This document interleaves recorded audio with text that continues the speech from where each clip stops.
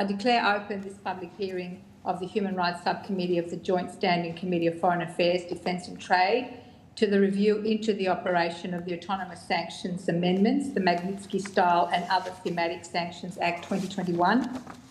I'd like to begin by acknowledging the traditional owners of the land on which each of us is calling in from today. I'd like to pay my respects to elders past and present, and I also acknowledge the cultures of any Aboriginal and Torres Strait Islander people present with us today. This hearing will be broadcast on the Parliament's website, and the proof and official transcripts of the proceedings will be published on the committee's webpage. Now, I welcome Sir William Browder to give evidence today. For the Hansard record, would you please state your name and the capacity in which you appear before the committee? My name is William Browder.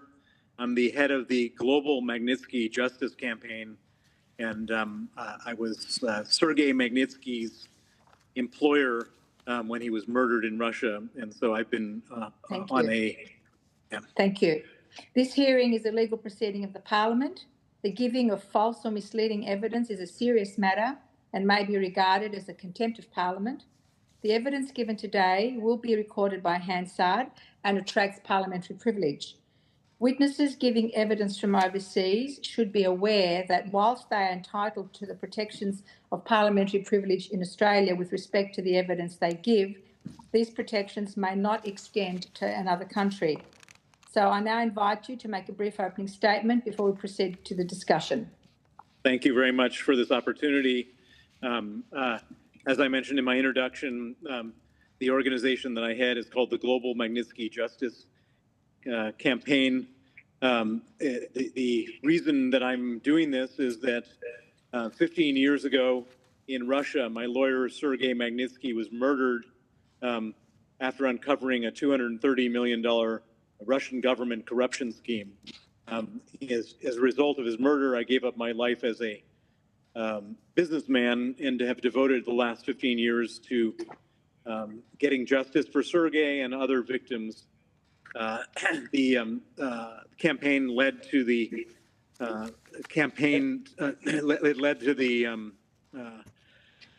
passage of the Magnitsky Act in the United States in 2012, the Global Magnitsky Act in the United States in 2016, the Canadian Magnitsky Act in 2017, the British Magnitsky Act in 2018, the European Magnitsky Act in 2020, and the Australian Magnitsky Act in 2021.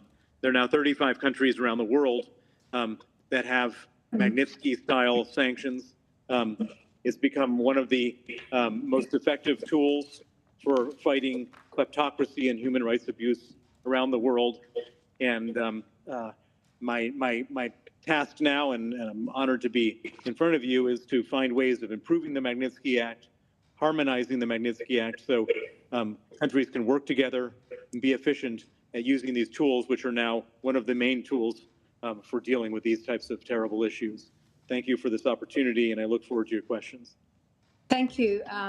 So I'll go first, and I'll ask the obvious question. Why is it, if you can just reaffirm again, why it is so important for countries around the world, and you've mentioned 35 already, to introduce human rights sanctions regimes? And why is it so important that government collaborate with international partners when imposing these types of sanctions? Thank you for the question. So historically, before the Magnitsky Act was put into place, the main sanction tool that governments had was to impose overall sanctions on the whole country when a country did terrible things. The problem with that is, first of all, it's a very blunt instrument. Often the people who do the terrible things aren't the ones who are punished by the sanctions. The people who are punished by the sanctions are the regular people, and oftentimes victims of the governments that do the terrible things. The second problem with overall sanctions is that it's a very, very high bar to clear. If let's say some officials do something terrible in a country, but it's still not, the country itself is still, a functional country in terms of diplomatic relations, it's very, very hard to clear that hurdle. And the third thing is that I think that the Magnitsky sanctions, it's like a modern day cancer drug. Um, why not go after the individuals who do the terrible things as opposed to everybody else? And so it's become very, very popular tool because we can now target individuals instead of targeting a whole country. It makes it possible that you can be disapproving of certain individuals' actions and continue diplomatic relations with that country. And most importantly, it gives victims of human rights abuse and kleptocracy some type of redress. And so it's become very popular as a tool because it's so much more efficient. The main issue that we have with it right now is that each country has their own national Magnitsky Act, and oftentimes you end up in a situation where a person who's done something terrible is sanctioned by one or two countries, but not by all the countries that have Magnitsky Acts. And so there's loopholes and opportunities for people to, let's say, they can't travel to Australia, but they can travel to America, or they can't spend their money in Australia, but they can in Europe. And so I think that the biggest challenge now is to create some type of cross-border harmonization between willing allies so that when somebody does something terrible, let's say in China or in Myanmar or Russia, that they get sanctioned across the board by all willing countries that have Magnitsky Acts, so that there's no loopholes and no opportunities for those people to travel some places and not others. I'll ask one more question, then I'll go to the Deputy Chair. Just on those issues, and obviously you're very attached to this Magnitsky legislation, so you would know quite a bit about the way in which it has operated in recent years across some of the countries that have signed up to it. Are you able to, on a more positive side, because you've raised some interesting loopholes, on a more positive side, point to any examples where there has been an effective implementation of the Magnitsky Act on an individual in a country, which has somehow, rendered satisfactory justice for that individual, minus the loopholes? Well, I mean, the main example is Sergei Magnitsky. The people who killed Sergei Magnitsky and the people who profited from his murder are sanctioned in Australia. They're sanctioned in the European Union. They're sanctioned in the U.S. They're sanctioned in Canada, and they're sanctioned in the U.K. They can't travel anywhere. They can't spend their money anywhere. They're international financial pariahs, and I think that from a very objective standpoint, it's worked very, very well. And part of the reason it has is because I've been working on this case for 15 years, and I'm very energetic, and I've spent a lot of time working with governments and parliaments all over the world. Not all the cases have such blanket coverage, and it would be nice if this was a more automatic process than something that required, the sort of energy and advocacy that I have to put in. But the Magnitsky case is the case in point. It's the proof of concept, and of course there are other cases. That's a successful one, and one where there's been some obvious difficulties at all in relation to the way it's been implemented, and then I'll go to Senator Smith. Well, for example, one of the cases which I think is really quite interesting is the case of the U.S. global Magnitsky sanctions on the Gupta brothers, who were individuals involved in very obvious and high-level corruption in South Africa. Those individuals have not been sanctioned by the UK, for example, and other places, and it's sort of well known that their activities have been very, very clearly laid out by the United States, and one would hope that the entire world would have gone along with them, but they have not, and so that's probably one of many examples. I don't think that there's no shortage of examples of sort of piecemeal sanctions which need to be the gaps need to be filled in. Thank you, Senator Smith. Do you have any questions? I do. Thank you very much, and thank you very much for your time. Can you share with the committee how is Australia's Magnitsky regime regarded internationally? Well, Australia was the last country to pass the Magnitsky Act among the major allies, and so the number of people sanctioned by Australia is a lot less than those sanctioned by the United States, the United Kingdom, and other countries. I don't think that there is any sort of I don't think that people are holding Australia, or I should say that nobody's critical of Australia because Australia passed the Magnitsky Act in 2021, which was, I guess, 9 years later than when the U.S. did, and so the U.S. has a big head start. I think Australia has done a few novel things which are quite impressive. Australia, as I understand, sanctioned individuals involved in cyber attacks in Australia. Cyber was not something that people were paying attention to in the rest of the world, and if I'm not mistaken, other countries went along with Australia on those sanctions in relation to malicious cyber activities, and that was a place where Australia has innovated and pushed the ball even further forward. So generally, I guess one can say that Australia is sort of physically distant from a lot of other places that are doing this. Australia has come up with some good ideas, and I would hope that Australia would work. I would hope that all the countries that have Magnitsky Acts would try to set up some type of intergovernmental body, Magnitsky body, so that it's just easier to harmonize and coordinate.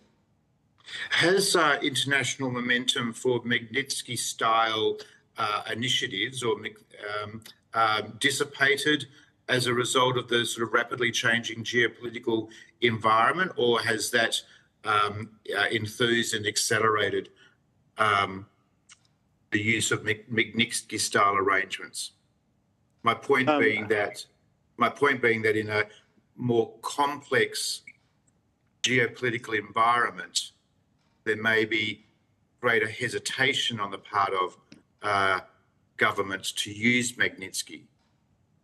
I haven't seen that so far. I think that the Magnitsky Act continues to be one of the main tools that victims can use, and the governments are going along with. So far, I haven't seen that. I guess as long as there's sort of alliance and diplomacy among like-minded governments, it should continue to work. Of course, if major former allies start to turn on each other, then of course it's a different story altogether. But that hasn't happened yet, and I hope it doesn't happen. Thank you very much, Chair. I'll go to Mr. Newman before I go to Senator Reynolds. Shane, do you have any questions? Yes, I do. In my younger years, I did a fair bit of work in family law across a number of jurisdictions, and including a bit of work in a number of countries in family law. And while the Family Law Act in various countries is fairly similar, and there is international covenants and rights of children, etc., not every country, particularly like-minded countries like Australia, New Zealand, United Kingdom, etc., have precisely the same kind of legislation, despite the fact that they sign up to international covenants. Is Magnitsky legislation identical in other like-minded countries that you call allies? I'm sorry, I didn't quite understand the question. Could you? The question is, Magnitsky legislation in Australia, is it identical to, say, the United Kingdom, United States, and like Canada, like-minded countries? No, I mean the legislation is different in different countries. I mean, not that different. I think that one of the things which I did when I was advocating was brought along templates from other countries. But in every country, it's based on. I mean, the principles are the same. Yeah. But the actual laws are different, and the standards are different, and the implementation is different, which makes it slightly complicated. But it's not completely disastrous for sure. No. But you've looked at we came late into this, as you said, as a country. Have you've looked at our Magnitsky legislation? Yep. Of course. And how is it different, and could it be improved looking at other countries' legislation? Well, I think it's actually each country gets better and better, and I think because you're late, you got better than a lot of other places in the sense that you have more offenses that can be included in Magnitsky sanctions, as we discussed before. The issue of including cyber is something which nobody else had. You have, and hopefully your innovation will rub off on other countries. I don't think that there's. I can't think of any deficiencies that I've seen in Australia that I would want to point out today, because it more or less seems like a good piece of legislation. I think that there's. I mean, there's one thing that I would add to your legislation and to other countries' legislation. If there's receptivity to this, and that is that that one of the things which I see a lot of, and I'm sure people in Australia see a lot of, is that there's a lot more state hostage taking. Countries like Iran and China and others who are effectively based on using law enforcement to effectively kidnap people and hold them hostage. I think that the Magnitsky Act and the Magnitsky sanctions should be used as a tool to free people from prison. In other words, that if there's state hostage taking, that should be one of the tenets or one of the criteria for sanctioning people. The judges, jailers, etc., who take Australians hostage should be subject to Magnitsky sanctions. Okay. My final question, Chair, is you mentioned Iran, but a number of other countries like Russia and China have used misinformation and disinformation about these autonomous sanctions to advance an anti-Western agenda. Can you comment on that? It's quite clear that they have. Yep. Well, I know all about that because I'm one of the major targets. Since I'm one of the big advocates for Magnitsky sanctions, I'm the big target for misinformation, disinformation, fake news, trolling activities, etc. And I don't think it has any serious impact in the West, but I think it does in other places that aren't the West. And so, you see in the Russian state television operating in Latin America and Africa without any hindrance, where they're making all these points, and I've heard in other countries the same thing.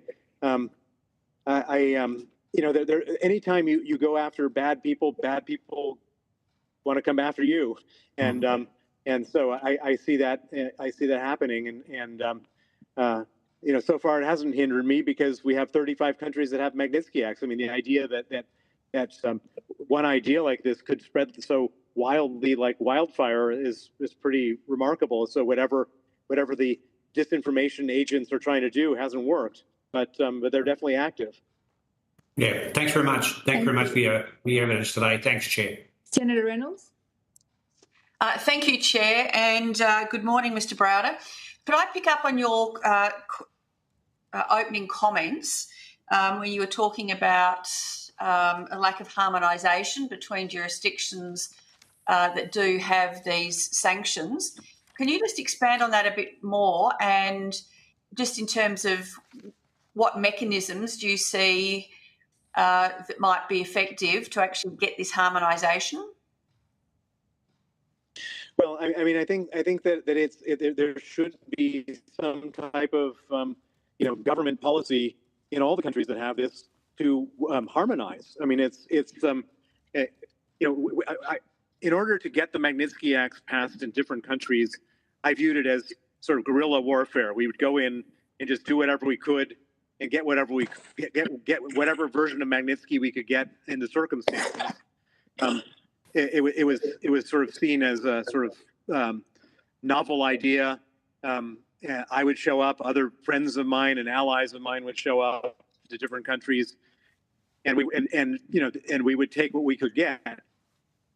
Now we've got a really firm foundation, which is we have 35 countries that have this law, and it's not just me anymore. It's all the countries have an interest in this, and all other activists have an interest in this. And so, I would argue it should be an official policy of the Australian government to work with other governments who have Magnitsky Acts to harmonize, and also an official policy of the Australian government to work with other governments to sanction individuals, so that the laws and the sanctioning policy are done in unison to the extent that they can be.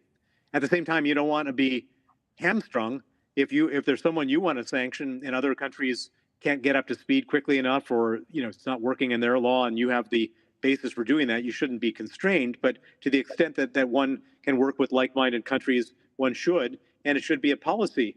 And just to give you an example, it's not quite the same thing, but when the Magnitsky Act was passed in the United States, in the 11th hour and 59th minute, some of our congressional allies put in a line in the law which said that it should be the official policy of the U.S. government to promote Magnitsky Acts in other countries. And as a result of that, every embassy every U.S. embassy that was in a country where Magnitsky discussions were taking place, the embassy got involved, because it was an official policy, it was written into the law. And so, to the extent that in Australia, to the extent that you can put it out there with an amendment or whatever to say it should be an official policy of the Australian government to work with other countries that have similar legislation, to harmonize that legislation, and to coordinate on sanctions designations, would be a very powerful thing. So is there any country that is actually doing that well? Because it seems to me that we'd need, with 35 countries now doing it with different sanctions in place and different sort of considerations underway, that it would need some information sharing, in terms of who they're looking at sanctioning and why. Has anybody actually got a good regime in place, or is this something that would need to be stood up? Well, I mean, I think that one of the ways you could do this is the United Kingdom, Canada, the United States are 4 of the 5, and Australia 4 of the 5 eyes. It's perfectly reasonable and would be expected that you could cooperate on sanctions in the same way as you cooperate on intelligence. That would be one way of doing the grouping, and all the countries kind of want to do this. I mean, this is not my first testimony on this subject. I did the same thing just before Christmas at the Senate Foreign Relations Committee in the United States, where I made the same recommendations. The United States should harmonize with other countries and coordinate. And I think there's an appetite and interest among lawmakers to do that. And I think that this is sort of pushing on an open door. It's just sort of making something which is making something more efficient. So, thank you. I appreciate that, Mr. Brader. I just want, next question is sort of changing tack a bit. Just wondering what your assessment is in terms of the effectiveness. Now, I agree with you, your comment about being a blunt instrument, having the national sanctions. Yeah. But in terms of their practical impact, when I have a look at, for example, China, and their continued suppression of the Tibetans, the Uyghurs and others in terms of slavery and a whole range of boarding schools, etc. I'm just wondering what your perspective is on the effectiveness of these individual sanctions in terms of changing national government behaviour. Well, in different countries, there's sort of different reactions to the whole thing. As far as the Chinese go, for example, are we going to be able to change them by sanctioning 4, officials who are involved in Uyghur persecution, the answer is no. But at the same time, the Chinese were extremely they were extremely upset by the fact that they were sanctioned. But maybe to give you a better example, when Mohammed bin Salman organized the murder of Jamal Khashoggi in Saudi Arabia, there was outrage everywhere in the world. And one of the things that happened, and I saw this myself, was an absolute panic in Saudi Arabia about who was going to get sanctioned. And people were under some strange misimpression that I was one of the people who could determine who was on a sanctions list. And I got many phone calls from all sorts of random people begging not to be put on the sanctions list. Of course, it's a joke that anyone would assume that I have that kind of power. But the fact that I saw with my own eyes the panic that was going through the establishment in Saudi Arabia tells you that there is definitely a fear of this, and this is something that impacts their, we've been able to turn the table on the dictators in the sense that they're all now sitting there in their own state of panic. And so it's an impossible thing to measure, what doesn't happen as a result of fear of getting put on a sanctions list. But I have to believe that if there's a consequence to individuals who do terrible things, some individuals are going to choose not to do terrible things.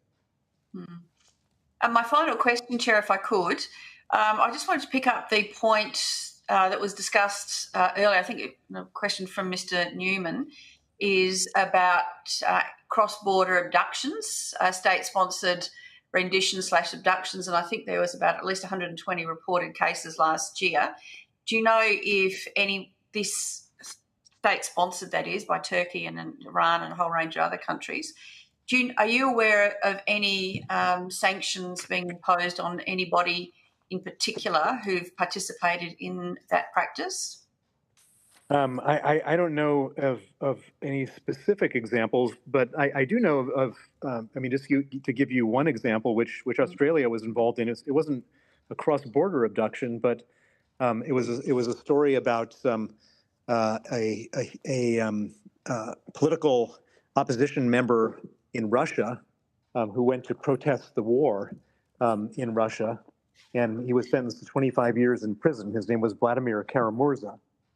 And as a result of them putting him 25 years in jail for protesting the war, the governments of Australia, the European Union, the United States, Canada, and the UK all sanctioned his jailers, and that, I think that was a very powerful message that was very, I guess, badly received by the Russians, but it showed an international outrage, and by sort of elevating his case, I think it very much ultimately put him on the list of people to be prisoners swapped out. That happened on August 1st. He was released from prison, and so I think that was really a strong example of how this sanctions elevated his importance, elevated the severity of what they did to him, and as a result of that, he ended up eventually being released. Thank you very much. Thank you, Chair. Thank you. Mr. Zapier, Senator Darman, any questions? Senator Fawcett? Before I give the final one, Mr. Zapier, yep. Yep, Chair, yes, just a couple of questions. Sure. So, William, can I just pursue this question of the effectiveness of the Magnitsky Act in those jurisdictions that have it, that the Chair initiated? You referred to the sanctions by allied countries against those responsible for the death of Mr. Magnitsky. Notwithstanding those sanctions by those countries, are those responsible still out and about and carrying on their operations in other jurisdictions and in their own country as though nothing else has happened? Well, it's a good question, and the answer is well. Let me take one step back. When I launched this campaign for Magnitsky sanctions, it was because I was sure that there was never going to be any consequences for the people who killed Sergei Magnitsky in Russia. And so I said, we can't get justice inside of Russia, we should get justice outside of Russia. And I always said that, you know, it's not real justice to like freeze their assets and take their visas compared to, you know, putting them in jail for torture and murder, which is what they should have been put in jail for. But it's a lot better than total impunity. And so we now have all these people sanctioned. And interestingly, and this is something which is really important, is that the people who are sanctioned in the Magnitsky case have become global cause. You know, they become global sort of human rights abuser celebrities. Everybody knows their names are on every sanctions list, and as a result of that, they can't carry on doing their stuff in Russia at all, because anything else they do, they're like a lightning rod. Everybody knows who they are. They're famous for their bad acts, and so we've kind of ruined their careers as well. I mean, they're not sitting in jail, but their careers as kleptocrats and as human rights violators in the system have been ruined because everybody knows who they are, and they're not. Nobody wants to be associated with these lightning rod type of characters. Yeah. And could I just ask a final question? Could those allied countries that imposed the Magnitsky Act conditions, could they have done the same without the Magnitsky Act? Could they have used other pieces of legislation to sanction those people? No. The answer is no. And that was my big frustration when I was fighting for justice, is that if somebody commits a human rights abuse, there's no other legislation that would allow Australia or other countries to freeze their assets or ban their travel. Actually, travel you can be banned just as a matter of government policy, but you can't freeze their assets. Okay, thank you. Thank you, Chair. I do. Is anyone else want to ask a question? I do have. Okay. Yes. Chair, yes. just one quick one. George, most of mine have been covered. But just going back to the harmonisation across the world, you've answered this already, and you also talked about intergovernmental body to harmonise Five Eyes. I just wondered, do you think there's any role for the United Nations, and if so, how would that work? Well, unfortunately, the United Nations has been a big disappointment for me anyways, in that a lot of countries that are terrible human rights abusers two countries in particular, Russia and China, have seats on the Security Council and can veto any actions. And so as a result, you end up in a situation where the UN doesn't, in human rights issues, isn't fit for purpose if you have the people who are doing the bad stuff in a position to veto any consequences for doing bad stuff. And so sadly, this is an organization that doesn't work in this area. Thank you. And I think Senator Fawcett has his hand up for a question. Yeah, thanks very much, Mr. Browder. I share your sentiment about the UN, but just to the two questions. One, is there any situation in the world at the moment that Australia is not using our Magnitsky-style sanctions where we potentially could, that you think would make a difference? And secondly, is there one area of our legislation that, given the experience with it since 2021, you would recommend a change? And if so, what would that change be? Well, I'm certain that there's areas in the world where Australia should be sanctioning people that they haven't. I haven't studied it carefully enough, but I can guarantee you that if we were to put a question out there for activists who are fighting for justice in different situations, we would find probably many stories, and I would be doing an injustice to, I'm sure, many other people by saying that Australia is doing everything that it could be doing here. And there's a lot of places I'm sure it isn't, but I don't have at the tip of my tongue specific cases to throw out at you right now. And could you just repeat the second question again? I apologize. You mentioned that you thought Australia's legislation was innovative and one of the newest, being passed in 2021. From what you have seen of it to date, is there one area where you think it could be improved? Yeah, so the area that I would strongly advocate for is the area of state hostage taking, and to create consequences for countries that do that and their officials. It's a problem which is really starting to become visible everywhere. I'm sure all of you know the story of Kylie Moore Gilbert, because she's one of yours, who was taken hostage by the Iranian government. And there's these stories about the Chinese taking state hostages of Australian citizens, and this is a place where state hostage taking is something which really should be pushed back on hard. And one way to push back on it is to use Magnitsky sanctions on the hostage takers or their bosses or their bosses' bosses. Thank you. Terrific. Thank you. I've got a final question. Just in relation to enacting the Magnitsky legislation is obviously very important, but it's also very important that sufficient resources are put in place so that the sanctions are effectively, you can ensure compliance. Certainly the Australian government's pumped about $26 million to actually enhance that capacity. How important is that, and how does that compare to, and we've got the legislation, what are other countries doing in relation to providing resources that get results and to ensure compliance? Well, and how do we do that? I don't have the numbers at hand of what the budget is for Magnitsky in the United States and UK and other places. Yeah. But what I would say is that, I mean, and one thing to think about is that to the extent that the money gets frozen, in some cases, I would imagine that money shouldn't just be frozen, but it should be confiscated. And perhaps one way to fund this type of activity is to confiscate the money, not just freeze it, and then use the money confiscated to continue to fund the people in government that would be working on all these things. So you agree that you need to have, you need to back up your legislation with resources in order to be able to do the job properly.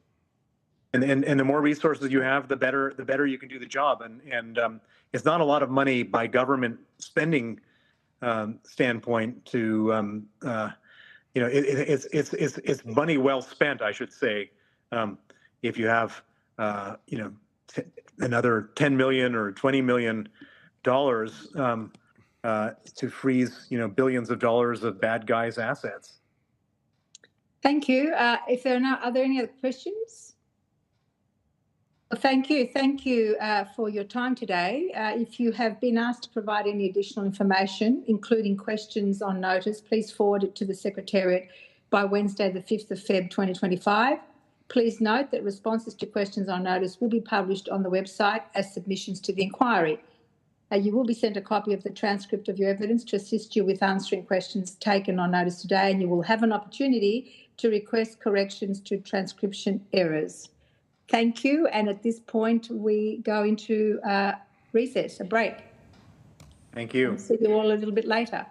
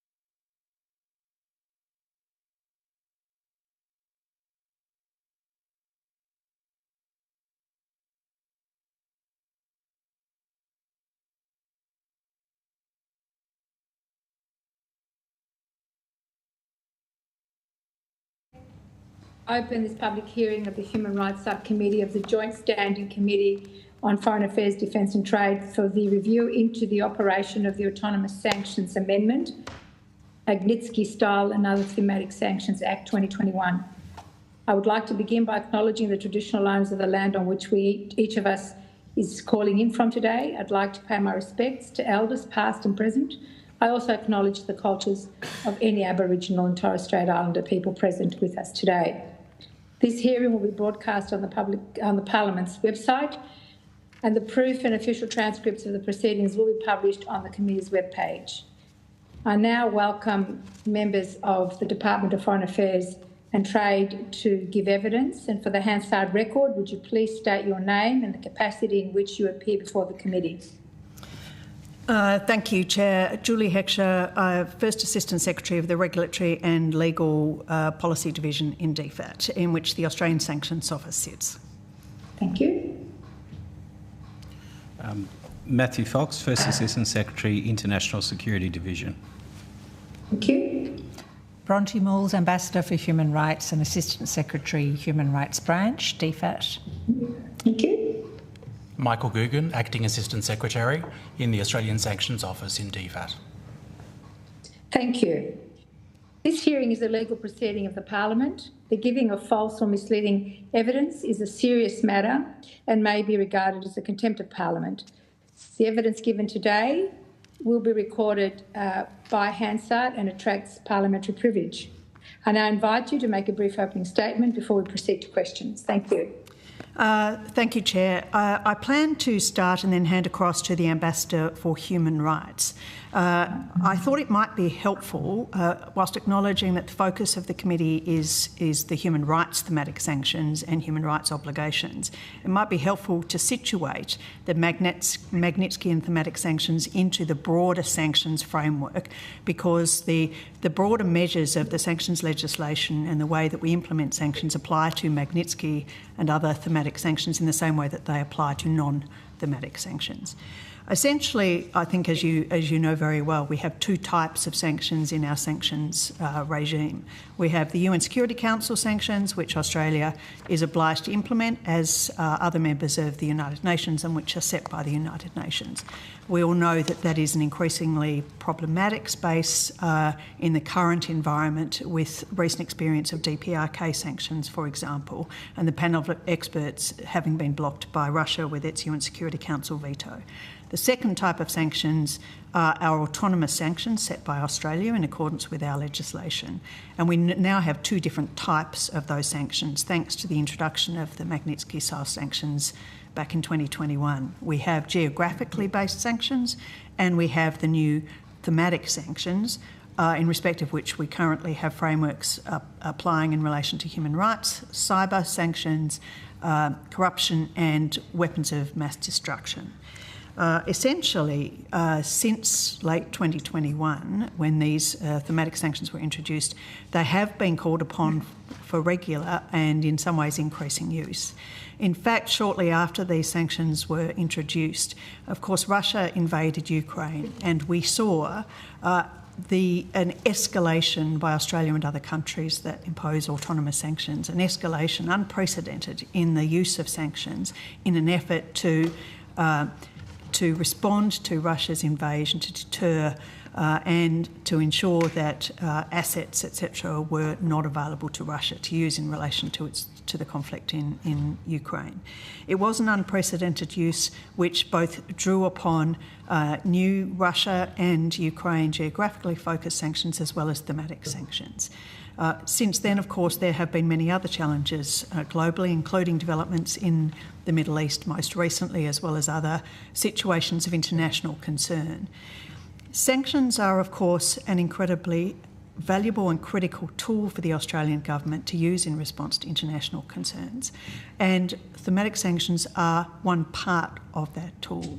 It is important to note, as I've noted in some previous recent parliamentary inquiries as well, that sanctions is just one of the tools available and open to the Australian government. It may or may not be the most appropriate tool. We work very closely when looking at a situation of international concern to consider what are the options available to the government to respond to it, what is likely to be the most effective, what is likely to be the most appropriate, what is likely to be in Australia's national interests. We try to take into account effectiveness, impact and cost, and the cost includes the cost on Australians, because of course the way sanctions work is to regulate the activity and the engagement of Australians in Australia and overseas.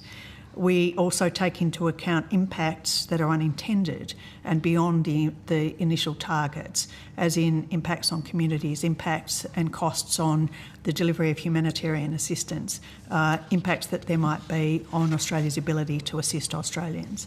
I give these as examples because imposing a sanction, whilst it's a critical tool and an important tool, it's not always a given. We do have to examine not only what is the most appropriate type of sanction, but whether or not sanctions are the particular tool of choice at the time. It's usually not the first tool we use, and it's usually not used in isolation. We would normally not use it as part of other measures. We would also normally be in close contact with other sanctions imposing countries to find out what they are doing, to coordinate where it's appropriate to do so, because often with sanctions, the most likely highest impact and effectiveness is if you work in coordination, or at least in the knowledge of other countries. These are all important issues. Of course, amongst the things that we have seen in recent years, as well as the increased use, complexity, creativity of sanctions, particularly in relation to Russia, a country that's so embedded in the global system, is increasing contravention, avoidance and compliance issues, and to those we also have to give our attention. We undertake, as the Australian Sanctions Office, a lot of outreach, a lot of guidance and a lot of work across government, working closely with other government partners, across the globe, working in the UN system, but also with a lot of other like-minded partners, with the Five Eyes and others. All of these are part of working on Magnitsky sanctions. They're part of working on our broader sanctions framework, and they're part of trying to ensure that whatever we do is effective and impactful in relation to responding to situations of international concern. We won't always do exactly the same as other countries do. We will usually be working in close consultation with other countries, but we have to make the decisions that are in Australia's interest and that take into account all of the factors that I mentioned previously. Now I'm going to hand across to the Ambassador for Human Rights to speak specifically with some introductory remarks on the human rights aspect of the Magnitsky sanctions. Thanks. Thank you. Thank you, Chair, and good morning. Australia's commitment to human rights is clear and long-standing. On the international front, we work to protect and promote universal human rights and to defend the multilateral human rights system. Alongside advocacy in bilateral, regional and multilateral settings, sanctions are one of the foreign policy tools that can be considered for responding to serious abuses of human rights. Since the introduction of the Human Rights Sanctions Framework in 2021, Australia has sanctioned 85 persons and 18 entities under the framework. And the range of targets and behaviours give you an idea of how the framework has been used over this period. So this includes 25 Russian perpetrators and accomplices of Sergei Magnitsky's abuse and death, 36 Iranian individuals and 17 entities involved in the oppression of women and girls and the violent crackdown on peaceful protesters, 7 Russian individuals involved in the poisoning of Russian opposition leader Alexei Navalny, 7 Russian individuals involved in Mr. Navalny's mistreatment at the IK6 penal colony, 3 Russian individuals involved in the poisoning of Russian opposition figure Vladimir Kara-Murza, and 7 Israeli individuals and 1 entity involved in settler violence against Palestinians in the West Bank. In terms of impact, sanctions are designed to influence, directly or indirectly, the sanctioned person or entity, to impose costs through the targeted financial sanctions or travel bans on those responsible, and deter others from taking similar action. They send a wider message as well about the government's commitment to human rights as an underpinning of international peace and security. They clearly convey Australia's stance on egregious situations of international concern and can also convey solidarity for victims of human rights abuses and for human rights defenders. We know there's been interest from Parliament and civil society organisations in when and how human rights sanctions are used and why they're used in some instances and not others. And I guess just to reinforce what my colleague Ms Heckscher has said, in responding to any situation, and including any situation of human rights, a human rights issue of international concern, it's about finding the right tool or combination of tools in the context of Australia's overall national interests. So we make assessments about what's most appropriate, what's most viable, and what's likely to be most effective in the particular circumstances of each issue, which of course is different in every case. In considering the option of human rights sanctions, we also need to ensure there's sufficient evidence to satisfy the sanctions criteria. Thematic sanctions are never the only response and rarely the first choice in responding to any particular situation. We know there's also been interest in the question of coordination with like-minded countries on human rights sanctions. We do work closely with our international partners on sanctions matters.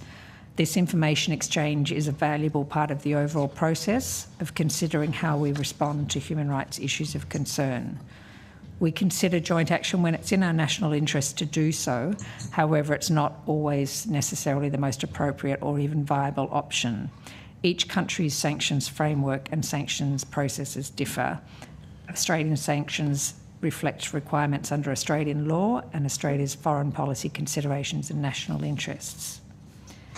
In addition to our close work with international partners, our consideration of international human rights issues of concern is informed by a range of other sources, including information from across DFAT's network of overseas posts and the insights of civil society organisations, which we greatly value.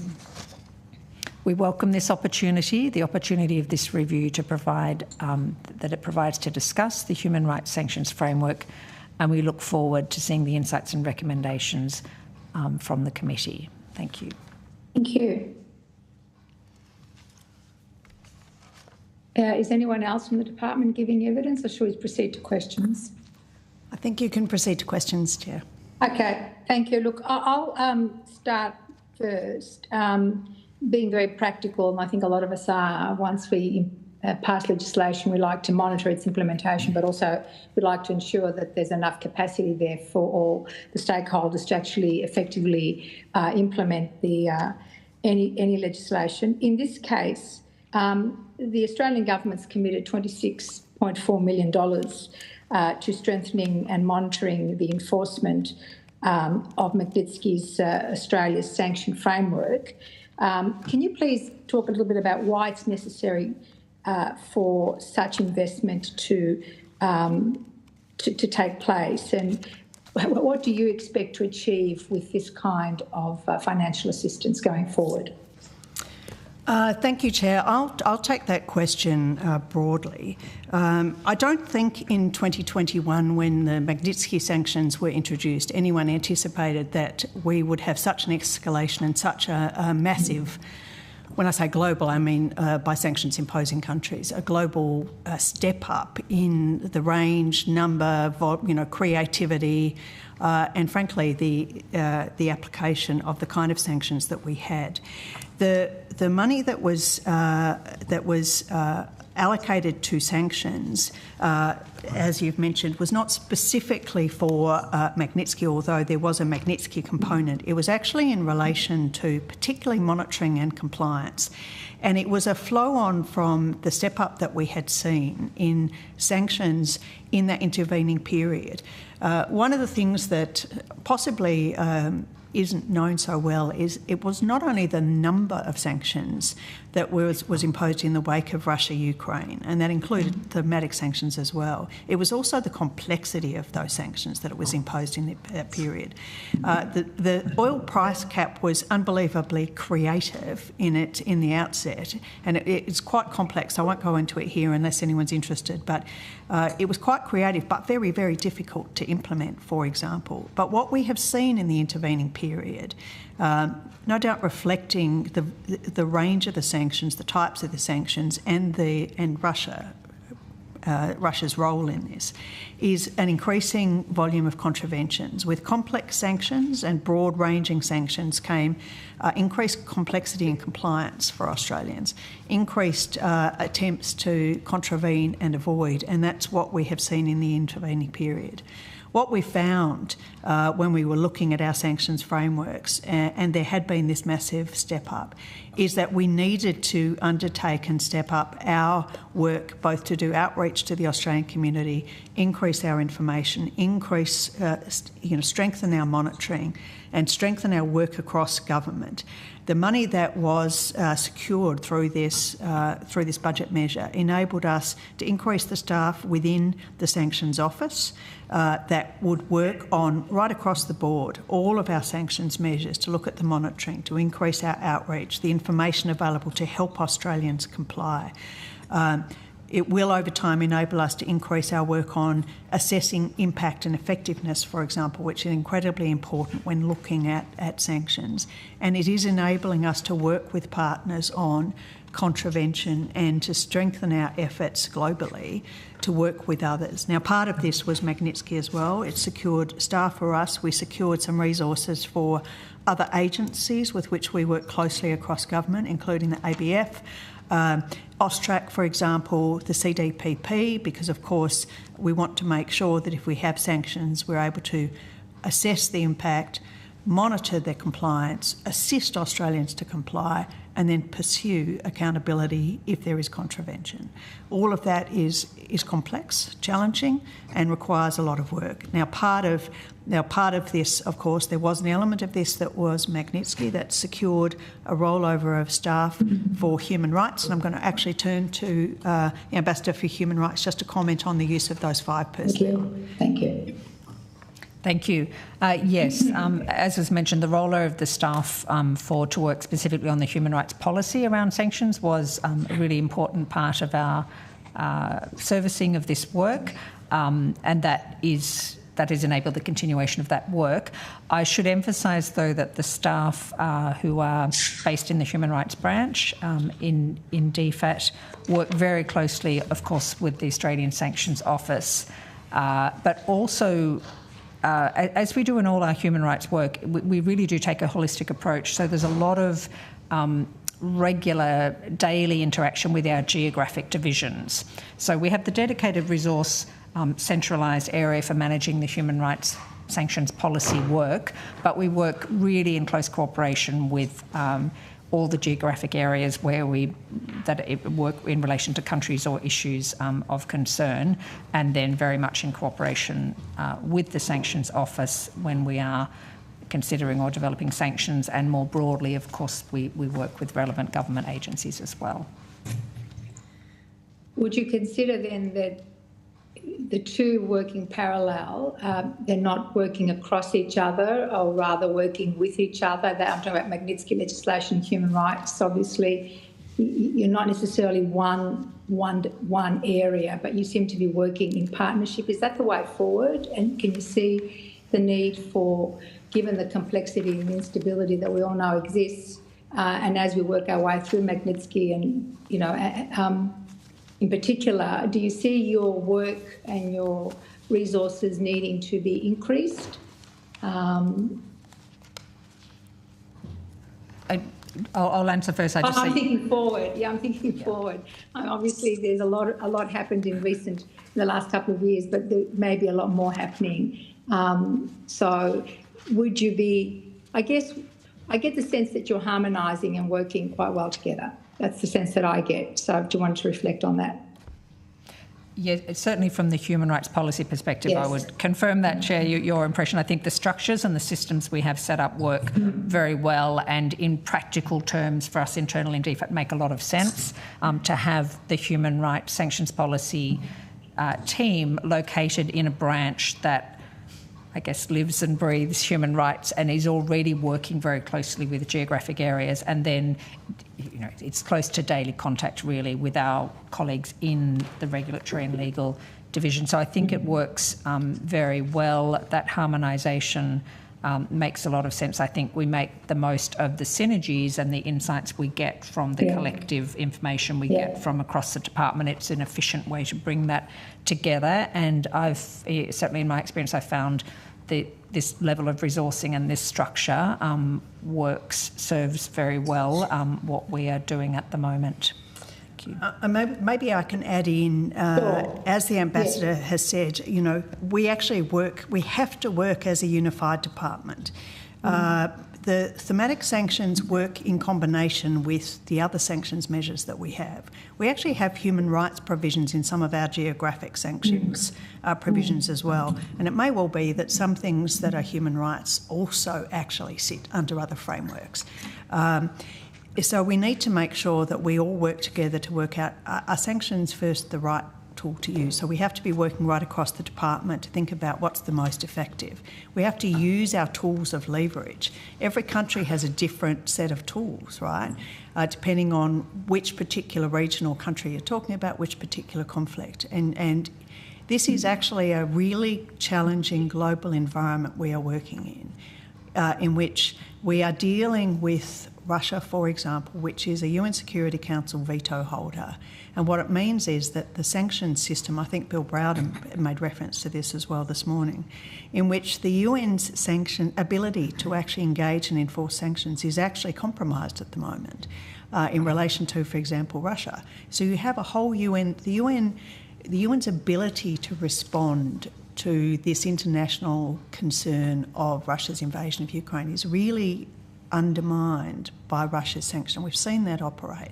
It means that we have to be really creative and thoughtful about how we are going to work with others and how we're going to impact. Sanctions is one of those things. The situation is not going to get any easier. Contraventions are continuing.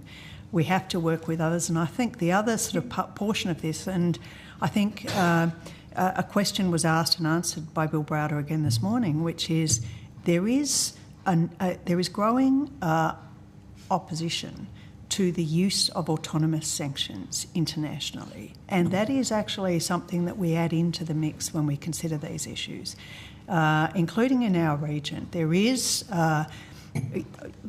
whether right or wrongly, countries may well interpret the use of sanctions as likely to impact on things like impact on their own countries, and there is a narrative that is actually that we are seeing operate by some countries in some countries, and it just is an additional complication that we need to work into. Are sanctions the right choice? How do we actually engage with them? How do we make sure that we're working closely with countries, including countries that aren't sanctions imposing countries? How do we ensure that there are not inadvertent consequences? Because we need the globe to respond to situations of international concern. It's really complex.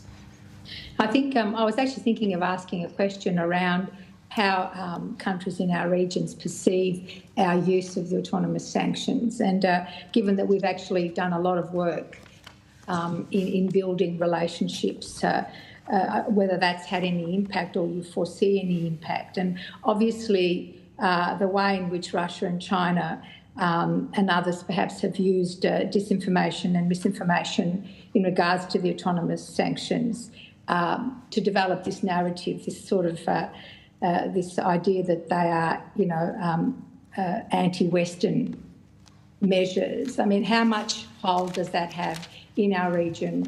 What's the level of it, and how are we dealing with it, or how do we deal with it best so that we can actually push back against the undermining of the autonomous sanctions? It's a really good question, and it's a very hard question to answer, but it is a question to which we are giving a lot of thought. Going back to an early comment that I made about every country that imposes sanctions has different things that they need to take into account.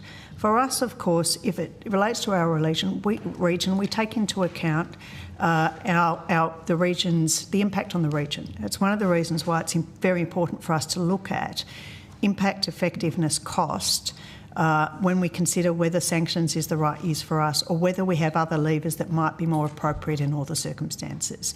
Impact on regional countries is very important. When you look at our region, there are very few countries that actually impose any non-UN sanctions. Essentially, it's Australia. New Zealand has a Russia autonomous framework. Singapore introduced some very specific Russia sanctions, but they are the only autonomous sanctions that they have. And of course we have Japan, Korea, within the immediate Indo-Pacific region, obviously Canada, US, etc., etc. But it's a very small number of countries that actually impose them. And with the Russia sanctions, there are really a very small number of countries in our region that will necessarily automatically observe autonomous sanctions imposed by others. Now, that presents a lot of challenges in terms of, for example, the oil price cap I mentioned, which is an attempt to constrain the resources that, the revenue that Russia will receive from the export of its commodities. What we have seen is the rise of the use of shadow fleets, dark fleets, vessels which are carrying illegal cargoes, potentially insufficiently insured, not very seaworthy, flags of convenience, etc., to deliberately avoid sanctions, and we are seeing them operate across the globe. It's not a breach of international law to purchase Russian energy. We need to encourage countries to observe sanctions that they don't themselves impose. We have to work really closely with them. And we actually are doing quite a lot of outreach into countries of our region, Southeast Asia and the Pacific in particular, to work with them to encourage them to observe and to work on contraventions. But it is, you know, we need to work closely with them and we need to encourage cooperation with them. Now, I know that Senator Reynolds, I might skip the Deputy Chair for a minute and go directly to Senator Reynolds, who's got a question and needs to leave. So, Linda, if you're online, and then I'll go to the Deputy Chair. Thank you. I'm actually in the room now, so... Oh, sorry. That's okay. No, I was a bit late. I'm skipping between two hearings at the moment. Look, thank you very much for your submission. Good to see you again. I was listening online and I heard you were talking about the number of sanctions that Australia has imposed. I heard you mention Israel, and there was a number in relation, I think, to settlements. Is that right? Settlements, yeah. Yeah. I didn't mention Israel, but I can mention Israel. So no, are you after the number? Yeah. Yes, thank you. Yeah. Give me just a minute to specifically to one. I'll hand across to you. Sorry, the numbers were 7 Israeli individuals and 1 entity involved in settler violence against Palestinians in the West Bank. Okay, to the West Bank. I know you mentioned also there's been a number in relation to Iran. Have any of those been in relation to their support for Hezbollah, Hamas, Houthis, and I think about 6 other terrorist organisations they support? Or is there any sanctions for those terrorist organisations or the funding of them? There have certainly been sanctions. I'm just looking for the exact ones. There have certainly been sanctions imposed since the 7th of October. So one might generally consider that they were in response to basically attacks on... Would you mind taking that on notice and providing the numbers, whether it was Iran directly for the support of terrorist organisations or the terrorist organisations themselves? That would be helpful. Now, in relation to China, how many sanctions have been imposed on individuals or entities? So far as I'm aware, Senator, we have no sanctions currently against Chinese individuals or entities. None at all, even in relation to Xinjiang, Tibet. I know the United States have implemented a number of Magnitsky sanctions against Chinese officials involved in gross human rights abuses in Tibet, and I think some of them were in relation to the mass removal of children from their homes into boarding schools. So no. So okay, is this something that you have looked into? In relation generally to sort of broad prospective sanctions, as you know, Senator, our long-standing position is we don't speculate about sanctions. I can say that all of our sanctions frameworks and the consideration of sanctions is ongoing, but we don't speculate about sanctions. Okay, so you've got, I mean, there's many countries who are involved in gross human rights violations. but I think China is probably at the top of that list in terms of the scale of human rights violations and the nature of them. So while you don't speculate, we heard from Mr Brower this morning, as you obviously heard, about doing more international cooperation and collaboration, so that if one has imposed sanctions on somebody, then there's not loopholes for them to, be able to still travel to Australia or US or wherever else. So not a single one against China, correct? That's correct. So while you won't speculate whether you've ever examined it, can you just explain the process? So internally, and I noticed I had a look at the 2023 report for improvements in this area. I'll come back to that in a minute. So you do the research, and as you've gone into depth about the process you adopt, does that then go to the Foreign Minister and government or government more widely for approval? Are you asking, it might be worthwhile just coming back to the point about sanctions is just one of the tools that we use in relation to human rights. I understand all of that, and I heard that earlier, but specifically in relation to these individual and entity sanctions rather than state sanctions, do you then do the work that you do and all the considerations that you have gone through? So to approve it, do you then put a submission up to the Foreign Minister for approval? Well, I'm going to hand across to the Ambassador for Human Rights just to talk about the process of just looking generally. We're short of time, so I don't know. But maybe if you could take the question of the whole process and put that on notice, so we've got that. Yeah. But specifically, very simple question: you don't take the actions unilaterally? You seek government of the day approval, and that would be the Foreign Minister? Yes, a decision to impose sanctions, a decision about whether to impose, for example, list an individual or entity, whether it be under a thematic sanction or whether it be under a geographic sanction, it is a decision of the Minister. With thematic Magnitsky sanctions, there is a specific process that requires consideration by the Minister as to whether or not the criteria of the legislation are met, and then it will go to the Attorney General. So how many of your recommendations, so for example, how many recommendations, so the last three, since the legislation's been in effect, obviously it crosses two governments, how many recommendations has the department made specifically, with all the caveats that you mentioned, how many recommendations has the department put forward to the Minister, and how many of those have been approved and how many rejected? Senator, I wouldn't actually have that information in front of me. Could you take that on notice for me? Yeah. So if in relation to the grossest of human rights violations, take for example China, has any other sanction action been taken apart from words between foreign ministers? In relation to China, has any specific or tangible other measures been taken? Other measures other than sanctions? Yeah, well, clearly, so there hasn't been any Magnitsky individual and organisational sanctions. There hasn't been sanctions. Yes, at all. So no sanctions at all in relation to China for any of their human rights violations. We don't actually have we also don't have a China geographic framework, actually.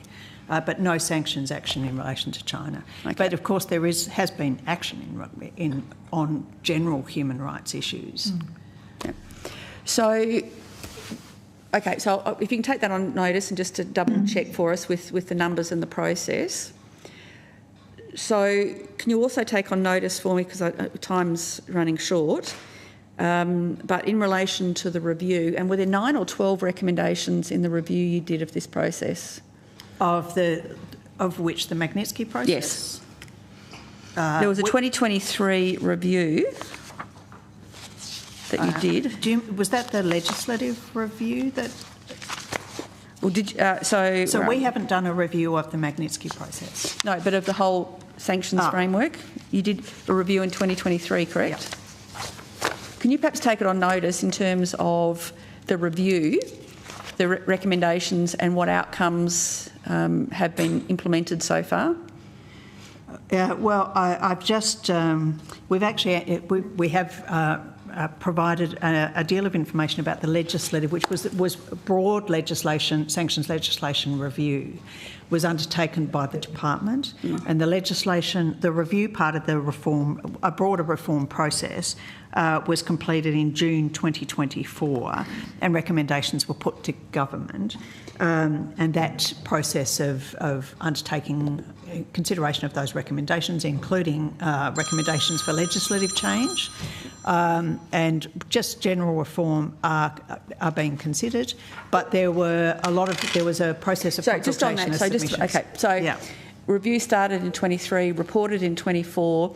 You sent a brief up to the minister, is that right? In 2024, we have had engagement with the minister. Yes. It's about legislative reform, which is quite complex and lengthy. I understand that, but so just in terms of simple process, so when did that go to the minister in 2024? I would need to check. We've had a number of. So have you had, so in relation to that one, have you had a response yet back from the minister in terms of what has been approved by government in terms of the recommended reforms, and can you then provide further information to the committee on what the recommendations were, because obviously they will have direct impact in terms of this committee's inquiry and the recommendations that we come up with? I will take that on notice, Senator, but the other thing that I would say, because this is, we had of course a Senate inquiry into sanctions, which is due to report in February as well, and we will be taking into account, of course, any of this report and the Senate inquiry report as well. I completely understand that, and that's self-evident. Yeah. But what I wanted to know is, for this committee and this report, it would seem to almost be pointless for us to report and then have something that's actually contrary or has already been agreed by the government, or is so, just so that we can harmonise that and understand. So if you could take that on notice. I will take that on notice. I will also say, Senator, because it may be helpful, is we find that the sanctions context is constantly changing, evolving. We're finding that the sanctions likely to be effective are changing, contraventions are changing. So the sanctions legislation is under constant review. So in fact, I would expect nothing. I would expect nothing less, and members of the committee understand that. But again, this, as you know, this inquiry has resulted because we have a legislative requirement to do this. So it would seem self-defeating if we don't actually take into consideration the full range of issues and advice currently before government, so that we can potentially endorse that and not contravene it. Certainly, Senator. Thank you. Thank you, Chair. Thank you. Thank you. Senator Smith. Thank you very much, and thank you to officials for being here this morning. Just to be clear, when the government considers bringing forward any further legislative changes to the Magnitsky regime, those changes will be informed by the outcome of the 2024 report and advice to government, the Senate Foreign Affairs, Defence and Trade inquiry that is currently underway, and the report of this regular review of the Magnitsky regime. Is that correct? Well, of course, it's up to government to receive the report and consider the recommendations of the committee. I will say that with these number of inquiries, one of the things that we have found over this period just of the last year is how challenging the environment for sanctions is, and how constantly we have to keep in touch with the legislation, review the legislation and edit the legislation. So it's an ongoing process. So we will certainly as a department take into account and consider the reports, and of course, the report will go to the government to consider as well.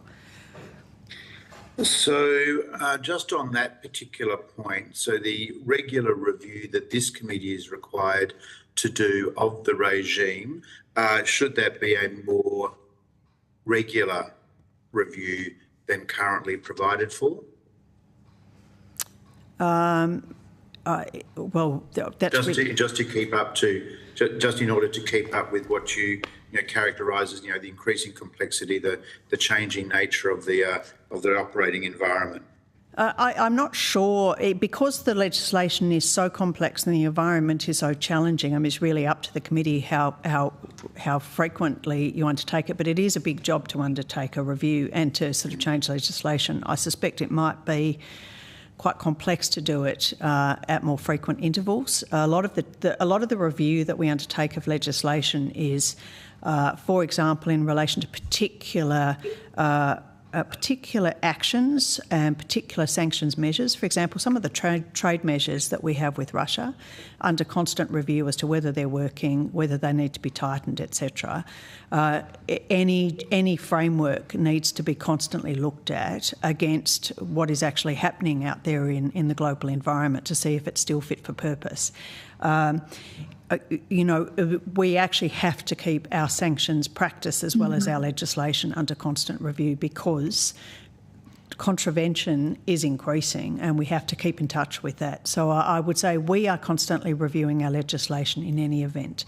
It's really up to the committee. I think it would be quite hard to do a Magnitsky legislation review more frequently, but we continue with the legislative review, bearing in mind that the Magnitsky-specific provisions of the Act and the regulations are quite a small portion of the legislation itself.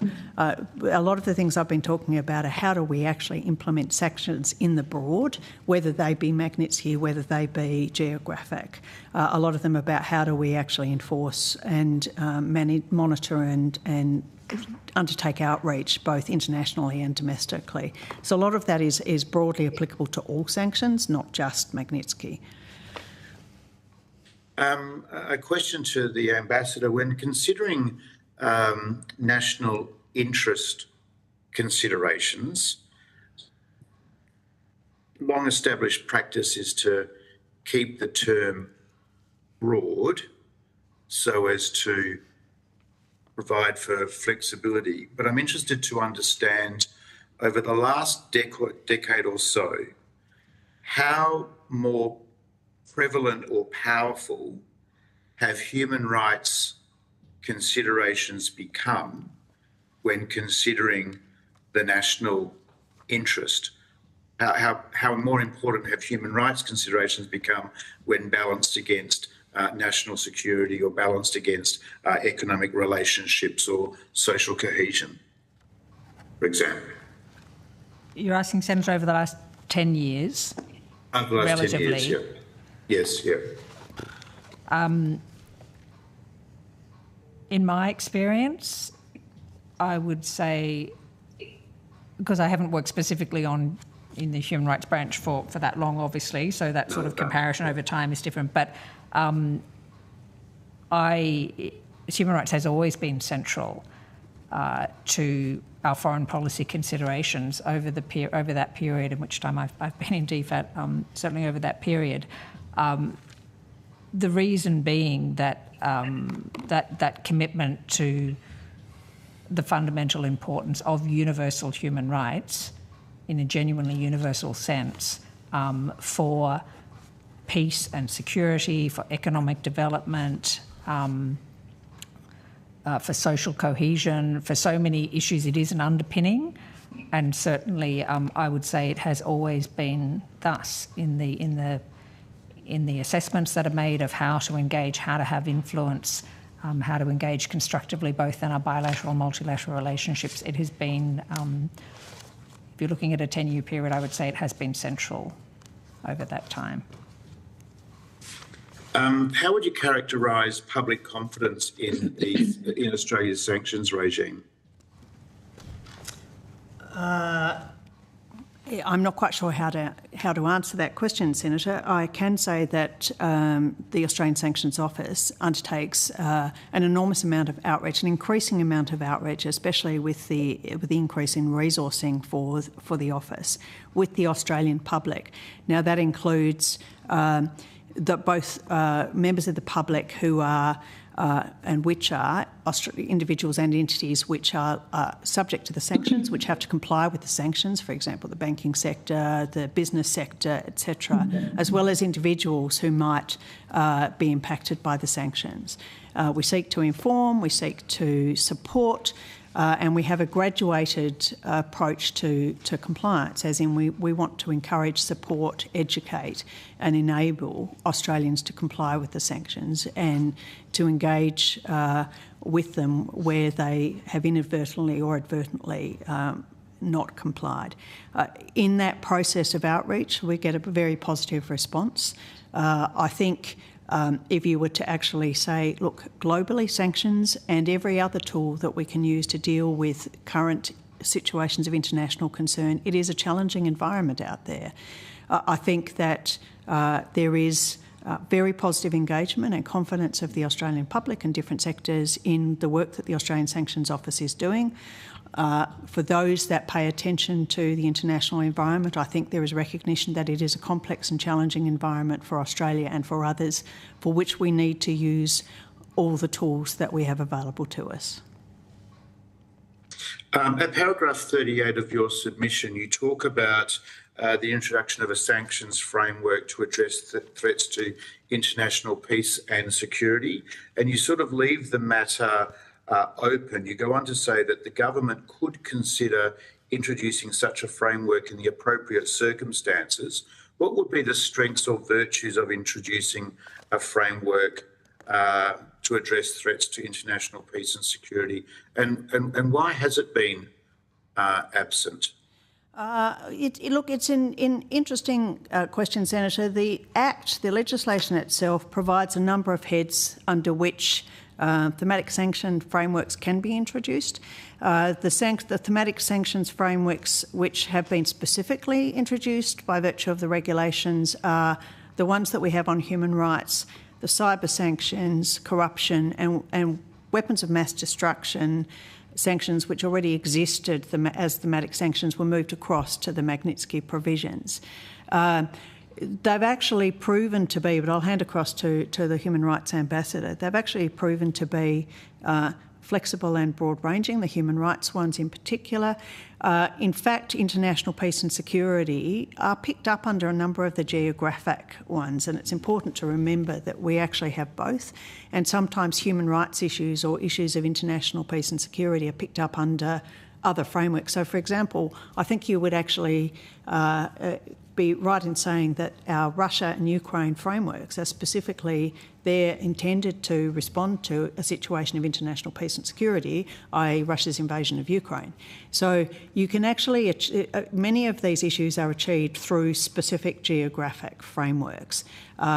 So we currently don't have a specific thematic head framework under the regulations, but actually we already have the human rights piece covered. And I'll actually hand across to the Ambassador for Human Rights to talk about how broadly useful that is in dealing with situations of human rights concern. Thank you. Yes, just to reinforce that, I think the objectives, the broader objectives that are served relate to the specific criteria, but of course they can have beneficial impact for broader foreign policy objectives. And I think you alluded to circumstances in which there might be consideration given to adding criteria to some of these other themes where their criteria doesn't currently exist. I think it would be potentially in circumstances where there was a situation which none of the frameworks and none of the criteria enabled us to pursue consideration of sanctions as an option. And in recent years, certainly, that our experience is that hasn't happened, but that would be the kind of circumstance where... But I think it does reflect, in a way, the fact that, at least in our experience in recent years, that hasn't happened, I think, is a positive reflection, if you like, of the way the framework can be used and the, despite the focus of it, the breadth of issues in instances that can actually be captured through a combination of the combination of the thematic and the country-specific frameworks. So it's a matter that does deserve consideration, or the regime is actually working well without the introduction of a specific framework? I think if I were to respond generally, I'd say the option always exists, either to introduce regulations that are, for example, you could, whether you need in the future or not another specific geographic cover, or whether you need to use these other heads of thematic power. The option is always open to government to do that. We haven't found the lack of it so far in our response to Russia-Ukraine, because, in fact, when you look at the Russia framework, the sanctions that were adopted here in close consultation with other countries. So, for example, the oil price cap, machinery export ban, some really quite complex and creative sanctions were imposed under the geographic cover, which enabled us to look at things like, sort of interesting trade measures and more and different ways rather than travel bans and financial sanctions, but they were commercial situation attacks. So the option is always there. Regulations could be introduced. But at the moment, we haven't actually identified the gap. Thank you. And that was the point that I was coming to. Thank you. Thank you very much. Thank you, Chair. I'm sorry, we do have our other witnesses waiting too, but Mr. Newman did have an interest in asking a question. I might put it to you and then you may wish to respond to us in writing. And I'm going to ask it because Mr. Browder also made reference to it as something that Australia has initiated. So we applied cyber sanctions to the 3 Russian citizens for their involvement in the Evil Corp cybercrime group. So can you tell us a little bit about that? So what did Australia first use, or rather when did Australia first use cyber sanctions powers, and what is the purpose of cyber sanctions powers? Now, I'm mindful that we don't have much time left. If you can answer it in a couple of minutes, it would be great. Otherwise, I'm happy to receive it on notice. Thanks, Chair. The use of cyber sanctions is really intended to deter and respond to malicious cyber activity, and sanctions are one tool that the government uses to respond. Our assessment is the use of sanctions has increased the cost and consequences for targeting Australia and Australians, and it has assisted in holding cyber criminals to account. In relation to the Evil Corp cybercrime group, on the 2nd of October last year, 3 Russian citizens were sanctioned for their involvement in this group. This group is a prolific and long-running cybercrime group and has instigated ransomware attacks across Europe, the United Kingdom and the United States, which resulted in millions of dollars of losses and disruptions to critical health systems, national infrastructure and government sanctions. Our use of sanctions was issued in coordination with the United States and United Kingdom as part of a global effort to expose Evil Corp's ongoing malicious cyber activity. Thank you. Thank you for your time today. Chair, apologies. Could I just quickly jump in just to correct a previous answer that I gave, which sorry about that. It'll take a moment. Which is we're not in the room. Sorry. In response to a question from Senator Reynolds about whether or not we have any sanctions against any individuals or entities from China, I said no, I was not aware. We do have one Chinese individual sanctioned under our Iran weapons of mass destruction criteria, just to correct the record. Thank you for that. And on that note, I want to thank you for your time today. If you have been asked to provide any additional information, including questions on notice, please forward it to the Secretariat by Wednesday the 5th of Feb 2025. Please note that responses to questions on notice will be published on the website as submissions to the inquiry. You will be sent a copy of the transcript of your evidence to assist you with answering questions taken on notice today, and you will have an opportunity to request corrections to transcription errors. Thank you.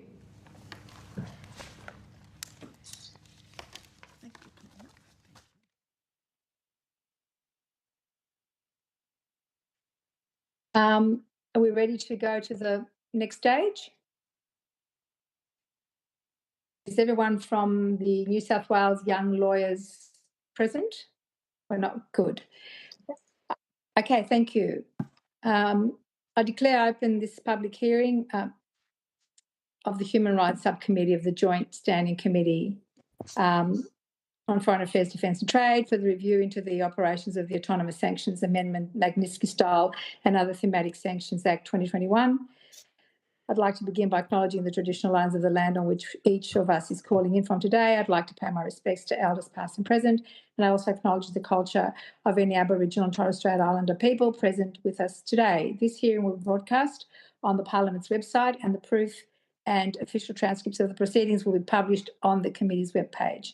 I now welcome members of the New South Wales Lawyers Association who are present today, and we'll ask you to give us your names and the capacity in which you appear before the committee, for the Hansard record, of course. Thank you. My name is Caitlin Sukhanov, and I'm appearing as Chair of the International Law Subcommittee of New South Wales Young Lawyers.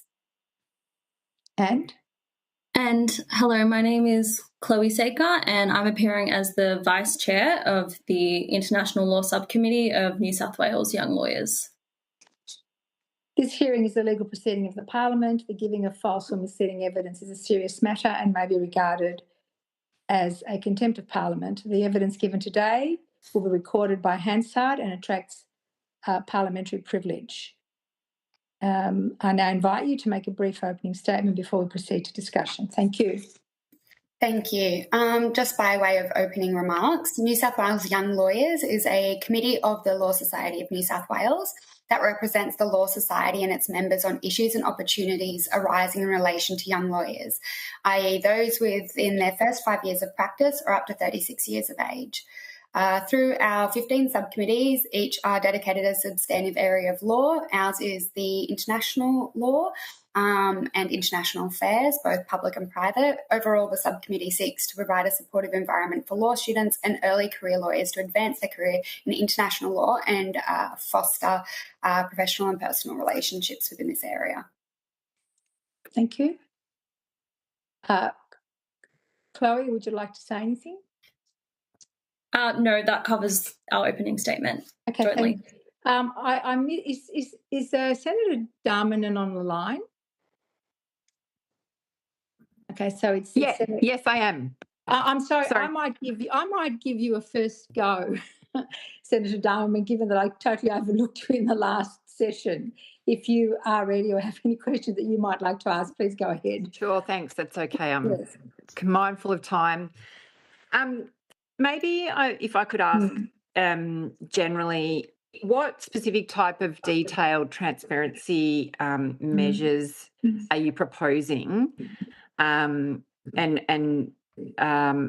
if you could include in your answer public reporting, please. Yep.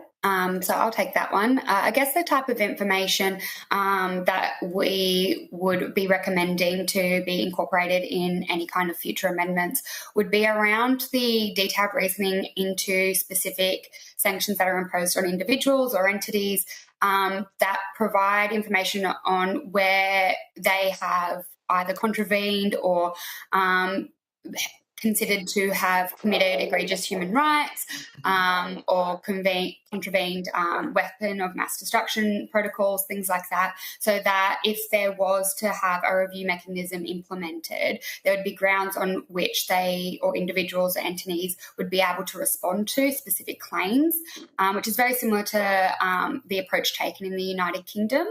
And having that information, whether it is subsequent to the sanction being imposed, is, I guess, a matter for drafting and consideration.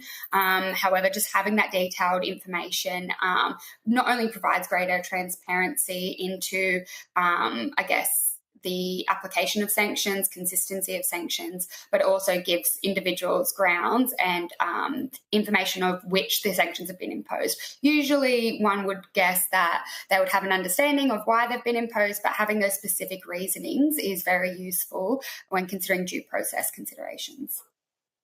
And with your expertise, how does Australia compare to other regimes around the world in terms of transparency measures?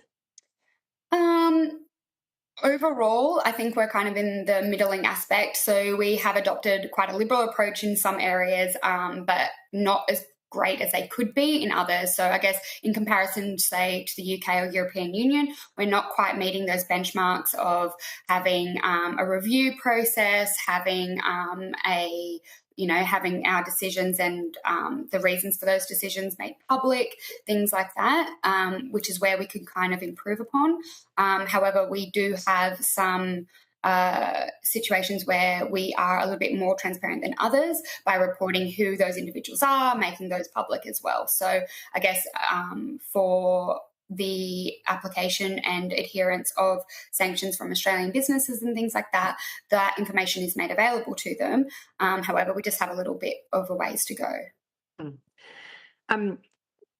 One of the criticisms that you've made in your submission is that the application of the framework can be ad hoc. Do you believe that it's feasible to regulate the application of sanctions with specific provisions in the legislation? And if so, how would that work? Sorry, just to clarify, do you mean the ad hoc application of sanctions, or do you mean the ad hoc, reasonings for the application of sanctions? Of the framework. Of the framework. Well, I guess the argument that we make in our submission is around the ad hoc application of sanctions, where we have like-minded, or not like-minded, but very similar individuals and entities committing similar offences, and we've applied sanctions in some situations and not in others. So I guess that kind of talks to the ad hoc application. If we were providing detailed reasoning as to our applications, we might be able to see a bit more of a nuance as to why they've been applied in certain situations and not in others. But it comes really back down to that transparency, and without having, those detailed information, we find it difficult to be able to understand where, I guess, the gaps lay, whether it's in the legislation itself and whether we need to cover off on those, or whether it's in the actual specific case-by-case situations. So does that mean what you're really saying is the way you regulate the application of the sanctions is to provide more transparency? That's what you're talking about? Yeah, well, I suppose to be able to identify whether the gap is within the legislation and we need to amend it, or whether the gap is in the case-by-case situation. Yep. It's difficult to pinpoint because we don't have the full transparency of why they're imposed in the first place for each situation. Yep. Okay. Thank you, Chair. And I mean, going off of that as well, one way in which to sort of increase that transparency within the framework is to have clearer guidelines or criteria behind the sanctions decisions. I think at this point in time, the Act and the regulations are quite light on in terms of you have the broader theme or the broader heads of power, but then there isn't much detail or guidance beyond that. And I think if we had more strict criteria or whether it was corresponding policy or guidelines attached to the law or the regulations, that might provide the transparency and then in turn the consistency or greater clarity in terms of why certain perpetrators are sanctioned and why others who might have very similar records of abuse aren't sanctioned. And I think that goes to maybe the lack of guidance within the regulations and the Act itself. Mm-hmm. Thank you. Thank you, Chair. Senator Smith? Thank you very much. How would you characterise public confidence in our sanctions regime generally? I can take that one. I would say generally it's good, but there's still work to do. I guess Australia's Magnitsky regime hasn't been in effect for that long, and whilst there has been a number of measures taken since the Act did come into effect, there's still a long way to go, particularly in terms of addressing human rights abuses. One of the key points in our submissions is the lack of action taken with respect to gender-based violence and abuses against marginalised communities. I think we're living in a world where there's increasingly more human rights abuses and violations around the world, particularly in the areas of trafficking, of slavery, servitude, sexual violence. I think Australia probably hasn't done enough in terms of utilising these Magnitsky sanctions to actually target perpetrators.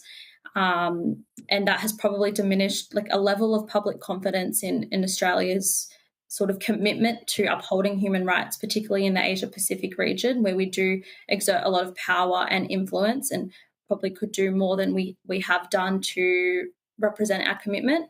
So I think we've taken some action, but there's probably some way to go to continue to strengthen that public confidence in the process. Yeah. I guess to kind of build on that as well, the public confidence that it can come from lack of understanding as well of how we impose sanctions and the difference between sanctions imposed and, I guess, regulated by the United Nations Security Council versus those that we apply autonomously and in, I guess, collaboration with like-minded allied countries. I think there is a little bit of disparity around understanding of how they are approached, and I guess that does feed into Australia's public perception of the effectiveness of the sanctions as well. Mm-hmm. Do you think that it's important that Australia act in concert with other nations, or that Australia demonstrate greater independence in its attitudes to sanctioning states, individuals, etc.? How important do you think it is for Australia to act in concert as opposed to be acting more independently or unilaterally? I think the ultimate answer to that is it depends. And unfortunately, that's not a fantastic answer, but I guess it depends on the situation. It's a case-by-case, I guess, approach as well. The benefits of having a collaborative and cooperative approach is that the sanctions are less easy to be circumvented through other avenues, through asset shifting, through other kind of mechanisms to avoid and evade the sanctions. So when you take a collaborative approach, it's making quite a significant signal to those perpetrators that this is not condoned behaviour. This is not what we accept on an international platform. Now, I guess the double-edged sword to that is not everyone is facing the same geopolitical, what would you call it? Pressures, I guess, and each state is facing individual kind of situations in their own area. As Chloe said, the Asia Pacific is where we should have a very strong pull and sway, yet we haven't imposed a lot of sanctions over in China and things like that, whereas our counterparts have, and we haven't really taken that cooperative approach. So I think it really depends on the situation, but there is a lot of merit to be taking that collaborative approach with other states. Did you want to add anything, Chloe? Oh, sorry. Yeah, I agree. I think the answer is both, like where appropriate. So obviously, as Katie said, when you're collaborating with other partners, that will no doubt increase the effectiveness of sanctions that we choose to take, because otherwise individuals or entities can very easily shift their assets or their operations to other jurisdictions who have weaker enforcement measures or don't have sanctions imposed in those areas. So working together in concert and in collaboration with other partners will no doubt increase the effectiveness. But obviously it depends on those other jurisdictions and their appetite to impose sanctions in certain situations. And we shouldn't necessarily be tied to the interests of those other countries. Australia also has our own distinct and separate interests, and we should be making our own individual assessments based on what those interests are. It might be that we can also be a leader or a bit of an innovator in certain situations where we might we might take the lead, and then other countries might wish to follow suit. So I think we can take both approaches and shouldn't be limited by one or the other, depending on the circumstances and what is appropriate. Thank you. I might just ask, the sanctions are a tool, but why do you think it's important also for governments to consider all foreign policy tools when considering situations of concern, when sanctions might not be the most effective response? So we're looking at other tools such as diplomacy, dialogue, working in coalition, multilateral forums, legislation, of course, and public statements. I mean, there's a whole entree of tools that are used for achieving certain outcomes. What's your view on that? I guess my personal view on that is that all tools and options available to the government should be utilised where appropriate. Sanctions are, like you identified, a great tool to be able to be implemented by government. Doesn't mean that it's necessarily the best tool to be used in every situation, but it's definitely a very useful tool in many situations, especially when we consider our international obligations that we have signalled to the global community that we look to uphold by ratifying United Nations treaties and things like that, and the commitments that we're making to our global community. It is a very useful tool that we're able to implement and use in very particular situations. And whilst there are an entree of options, they should be used, but they also should be considered as another tool to be used depending on where the situation calls for it. And finally, in relation to an independent oversight body, I think you make those recommendations. How do you see that working? It's a very great question, and it's been kind of implemented in different ways in different jurisdictions. I guess the ultimate reason why we draw that point in our submission and why we kind of reiterate that throughout our submission is because of the due process requirements that we look to uphold in most of our areas of law and application of like criminal proceedings and things like that. So it doesn't make a lot of sense that we don't have those procedures in place for something where we're curtailing someone's human rights and freedoms through the way of sanctions without having any kind of review process in place, whether that be utilising structures that are already in existence, like similar to the European Union, that use the European courts to review sanction impositions. I guess another point to be made is that with the Magnitsky sanctions in many jurisdictions, it does extend to family members in many situations, and that everybody should be afforded the right to have these sanctions reviewed on the merits and the evidence provided, and having those infrastructure, whether that be local courts already in existence, or the creation of a new tribunal, whatever that may look like, and how the government decides to move forward with that, I guess, is a further consideration that requires a lot more time and, I guess, energy towards it. But having those review processes is very instrumental to upholding those due process rights that we uphold everywhere else. Do you want to add a comment, Chloe? Yeah, I would agree. I think my personal view as well is something like the Administrative Appeals Tribunal, where you have that right to merits review for any federal decision that has been made, or of any federal government decision.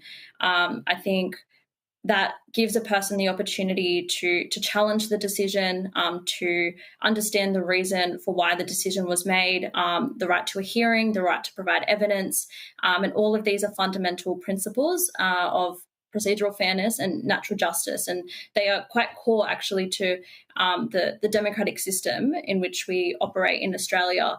And if we're punishing someone for impinging on another person's human rights, I don't think we can, by that very act, then be curtailing that person's human rights and freedoms by not giving them that right to due process. So whether it is like a tribunal that is already in existence, or creating a new tribunal or a body, that opportunity to at least be heard and to challenge the decision is really crucial. Thank you. Is there anyone else online who might want to ask any questions? Senator Smith, you're done, or? Just on that last point, so this is an idea about having a independent body that might be able to dispute the government's decisions in regards to sanctions, or provide some contestability around a government decision to sanction or not to sanction. Isn't that really the responsibility of the parliamentary process? Why, or even, and when I say parliamentary process, I also mean the parliamentary committee process. Why would there need to be a different avenue for? Why would there need to be a different avenue to sort of challenge or dispute the government's decisions, in addition to, given that sort of body would require a drain on public resources that could actually be used in the sanctions office to improve awareness, to, as we heard from DFAT officials, stay abreast of, increasing levels of complexity and rapidly changing environment more intransigent international fora. I'm just wondering, would it really bring any additional benefit? Given my observation in this space is that civil society groups are very active. They certainly get a lot of time, I think a lot of time with parliamentary representatives. Parliamentary representatives are very alert to civil society groups who call for greater sanctions. I mean, in the situation with Myanmar, I use that as a very current and powerful example. I'm just wondering whether that would really be helpful. Just to clarify, I think we were talking about the sanctioned individual challenging the sanction imposed upon themselves. Okay. So not so much the implication or the considerations to imposing it in the first instance. It's just to those individuals or entities that have the sanctions imposed against them to be able to bring further evidence to the sanctioning body, whether that be Australia, whether that be the UK, European Union, and provide further evidence as to why they think it's unfair or unjust to have these sanctions imposed upon them, have their assets frozen, things like that, and providing that natural justice element to be able to contest the sanction. That clarifies it. But I guess, thank you very much. In a very practical way too, if I can just throw this out as just to indicate the complexities of this whole setup.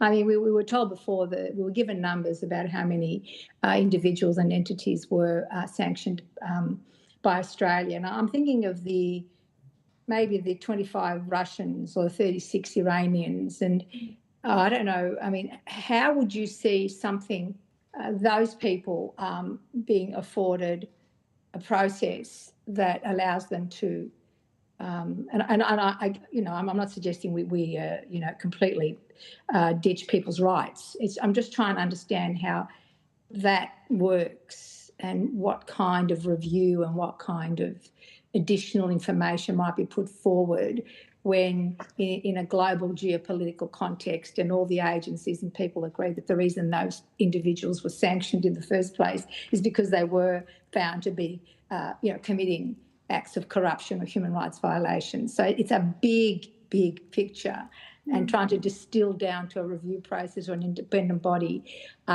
running alongside the Parliament. To me, in my mind, I agree with Senator Smith, it's very much the Parliament itself and the government. I mean, the government has, as a government of any country, has rights to set not only agendas, but to also make determinations on the basis of their bilateral and multilateral relationships with other like-minded countries. So I don't know if you understand where I'm going with it. I understand how that would work. So it doesn't then tie someone up, a body up forever, and we never get the kind of outcome and justice that we want in the first place, especially when those people sanctioned have violated the human rights of other people. Yeah, that's an excellent point. There are multiple jurisdictions. When I say multiple, two of recorded jurisdictions that have implemented Magnitsky sanctions, but also have implemented a review process, one of them being the European Union. Now, they already have a lot of resourcing around this, and the European courts have been, I guess, reviewing applications or contestations of sanctions for a few years now. And I think we cite a few of those in our submission as well. And we could look to similar jurisdictions to see how that they approach that. Now, I mean, as you mentioned, that is a big burden to take on, and Australia and other jurisdictions and governments have, the security of Australia and, global peace and security as a burden to wear and make decisions upon. But again, it's balancing that with the natural justice of other people's human rights to be able to contest the, I guess, curtailment of their freedom of movement, the curtailment of their right to their resources and assets. Now, if there was substantial evidence to be able to contest the imposition of a sanction, to be able to provide information where they may have been acting under duress or something like that, they should be afforded an opportunity to be able to contest that sanction. Now, what that looks like, I mean, I feel like there's probably a lot more It requires a lot more time and thoughtful consideration of how to really develop what that process looks like. But what we've identified in the review of the Australia's Magnitsky sanctions is that it is currently lacking a due process, and it's lacking any kind of review mechanism for those individuals. What an adequate one looks like, I can't really say without giving it enough thought and looking at, I guess, it holistically of how the government arrives at those decisions and things like that. But it's something to be explored because, like Chloe identified, you can't well, we are currently, but impose sanctions for abuses of human rights or whatever those that, like, under the thematic sanctions in the Magnitsky Act, and then not provide them with those human rights in the same breath. So I think it's very important that we look at those different avenues, but what that actually looks like in practicality, I think, requires a lot more thought. Thank you. Maria? Maria? Oh, Tony. Yeah. Mr. Zapier. Yes. Just on this point, because it leads to the question I was going to ask. Okay. Is there no process whatsoever for anyone who's been sanctioned, whether it's an entity or an individual, to challenge the sanction in our courts? Not in our courts. We under Section 4, I believe, of the Act, they're able to write to the minister to have the sanction reviewed, but there's no evidence required. It's just a letter to the minister, and the decision is made to the minister's discretion, which obviously you can understand that has a plethora of its own issues as well. So having that more transparent decision-making also helps assist with that kind of review process that currently exists. And to your knowledge, has there ever been an application for review to the minister that has been upheld? I would have to take that question on notice without having looked at it in any kind of depth. I wouldn't be able to say whether that has been exercised or not. Yeah, all right. Thanks, Maria. Okay. Well, thank you.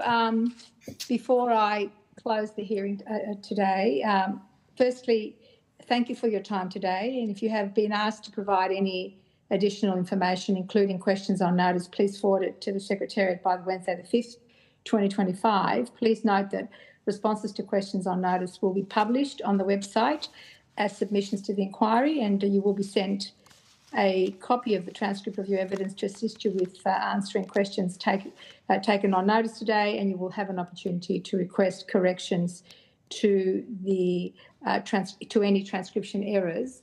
I also want to correct an error of my own, and that is that I've been referring to Senator Dean Smith as the Deputy Chair of the Human Rights Subcommittee, when in actual fact Senator Linda Reynolds has resumed the Deputy Chair of the committee. Senator Smith was ad hoc Deputy Chair for a recent inquiry into capital punishment. That's right. Yeah, to run along similar lines to what we're doing at the moment in this inquiry, but I just thought it was important to make that correction.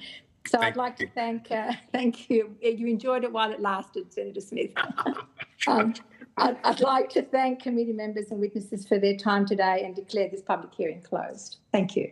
Thank you.